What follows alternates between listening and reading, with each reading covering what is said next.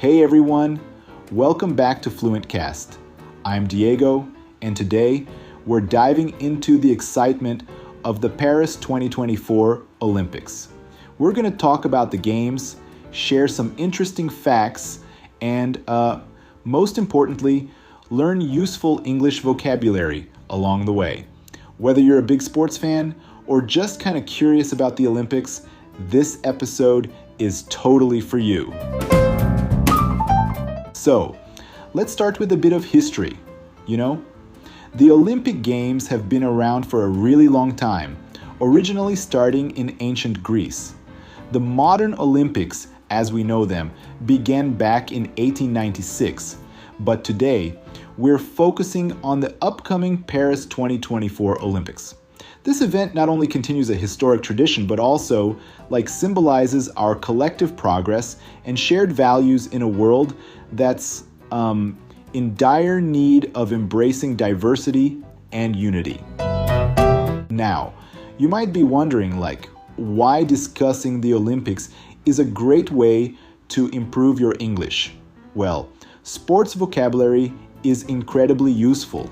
It's not just about the sports themselves, but also about teamwork, competition, and even the logistics of such a massive event. Plus, the Olympics are a global event, so understanding the terminology can, help you in many conversations. First things first, let's dive into some key vocabulary. First up, we have athlete. An athlete is like a person who competes in sports. Now, I know the TH sound can be tricky for many learners. A tip is to place your tongue between your teeth and blow air out softly. So it's athlete.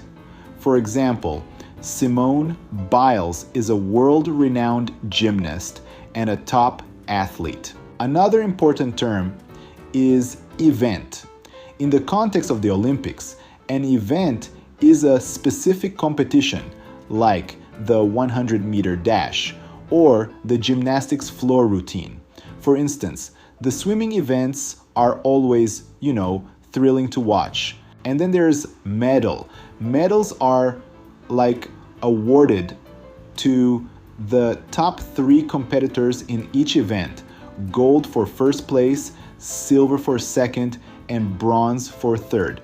You could say winning an Olympic gold medal is like a dream for many athletes. Did you know that there are 32 sports with 329 events at the Paris 2024 Olympics? That's a lot of competition to keep track of. And speaking of sports, let's talk about some that might not be as, familiar to everyone. One interesting sport is fencing. This is a combat sport where 2 competitors fight using swords. The goal is to score points by, touching your opponent with your sword. Fencing is one of the original sports from the first modern Olympics in 1896. A sentence you might hear is, fencing requires a lot of strategy and quick reflexes. Another unique sport is surfing. Yes, surfing. It was first introduced in the Tokyo 2020 Olympics. Athletes compete on the waves, performing tricks and maneuvers. For example, surfing competitions are judged based on the difficulty and execution of the maneuvers. And let's not forget about Taekwondo. This is a martial art from Korea, known for its high, fast kicks and spinning jump kicks. The pronunciation can be tricky. It's Taekwondo. For instance, Taekwondo athletes must have great flexibility and strength. So, in all, as I said before, for the Paris 2024 Olympic Games, there will be 32 sports. These include aquatics with swimming and diving, archery, athletics, badminton, basketball, boxing, breaking, canoe sprint, canoe slalom, and cycling with BMX and road cycling.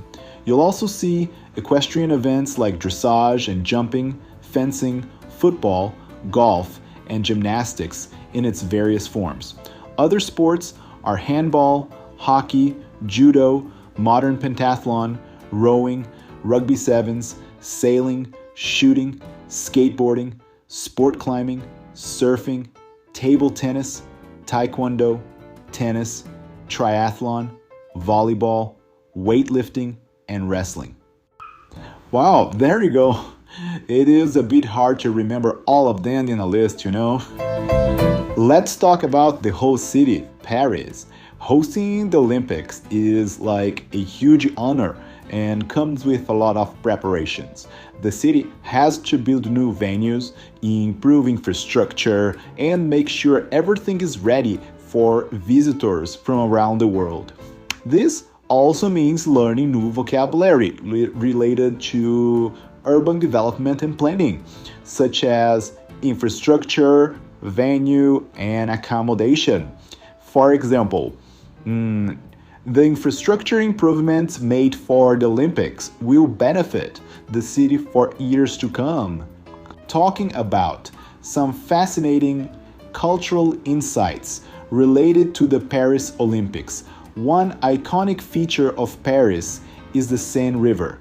Recently, the Seine has been in the news because it's been cleaned up significantly, making it a central part of the Olympic Games. Did you know that Paris Mayor Anne Hidalgo even swam in the Seine to celebrate the progress?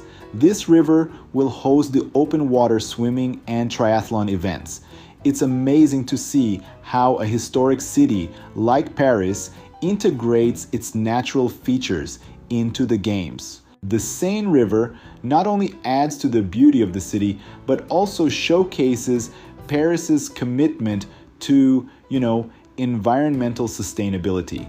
Hosting Olympic events in such a prominent location emphasizes the importance of clean and accessible waterways. Did you know that the Olympic motto is Citius, Altius, Fortius, which means faster, higher, stronger?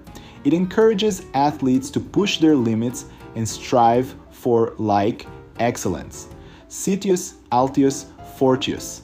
The original Olympic motto is made up of these three Latin words meaning faster, higher, stronger. So, to wrap things up, the Paris 2024 Olympics are not just a sporting event, but a global celebration of human potential and international unity. It's a reminder of how interconnected we all are and how much we can achieve when we come together, breaking down barriers and promoting inclusivity across nations. It's also a fantastic opportunity to learn new English vocabulary, understand different cultures, and maybe even feel inspired to pick up a new sport. Thank you for joining me today. Remember, today's episode is airing on August 5th, right in the middle of the Olympic Games, which run until August 11th. I hope you found this episode both informative and fun. Don't forget to tune in next time, and as always, keep practicing your English and stay curious. And before I go, I'd love to hear your thoughts on which country you think will come out on top in this year's Olympics. Share your predictions and join the conversation on our social media or in the comments section on Spotify or YouTube. Until next time, take care and enjoy the games. Bye.